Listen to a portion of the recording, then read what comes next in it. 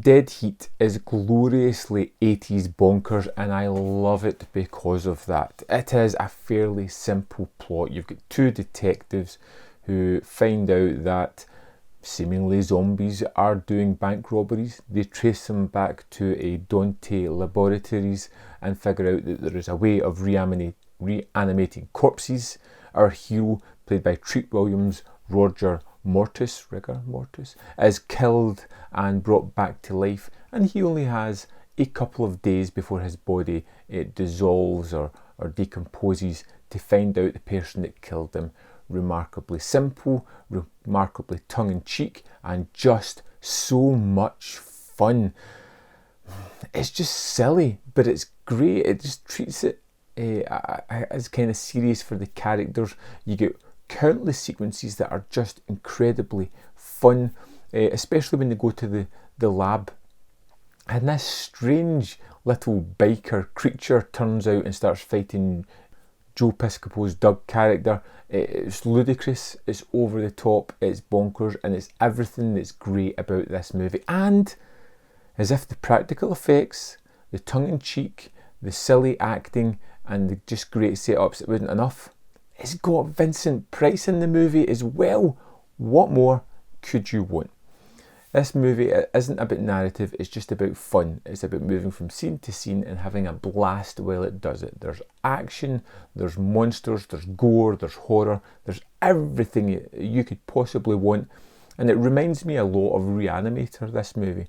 One particular scene is when they go to a Chinese butcher of sorts, and this guy somehow reanimates all the dead animals in the place. Reminds me a lot of Reanimator, that scene, and it's incredibly fun. And to see these guys being attacked by these silly little things, these kind of puppets, are wonderful. And then there is the pig, or that kind of waddles in there, that's been almost carved up, but it's just a husk of a body. It's just gruesome, grotesque, and incredibly fun, like the rest of this movie. I like the relationship between Doug and Roger. I felt it was the kind of typical 80s buddy cop characters that you get, and I just love how they kind of move through this movie, just causing utter chaos and carnage. They seem to have no accountability for what they do. They just seem to go from fight scene to fight scene with a little bit of exposition in between. And it's so entertaining and it's so fun. And I think Treat Williams really has this deadpan delivery that I really love. You know, I like him in quite a few things, but he channels this a good bit in Deep Rising as well, where he has that kind of inner snark, which is just incredibly fun to watch. He knows he's dead. He knows he doesn't have long to live. And to watch him kind of dealing with it and just giving these one-liners all the time to people who know he's been zombified, it's just funny and engaging. And the makeup is wonderful and the effects are absolutely terrific. We're in the practical effect land here, which just makes the movie sing so much better than any kind of CGI possibly would.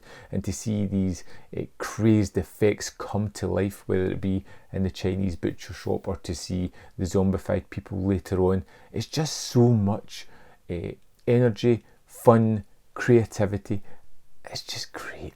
I mean, I love Dead Heat. It's one of those movies that I almost forget about until I'm sitting down watching it again and I'm like, oh yes, this is so good. I loved going back to Dead Heat. I absolutely adored it. It's 82 minutes of just pure joy and entertainment and fun and just practical effects and characters with the tongue firmly in the cheek, and great action. Great action. I am really kind of happy I went back and checked this out again. I'll probably go back pretty soon and watch it with a couple of beers, chilling out one night and just laugh my head off at the sheer lunacy of this one. I'd love to know your thoughts on Dead Heat. Let me know in the comment box below, and I'll see you next time on Man v Film.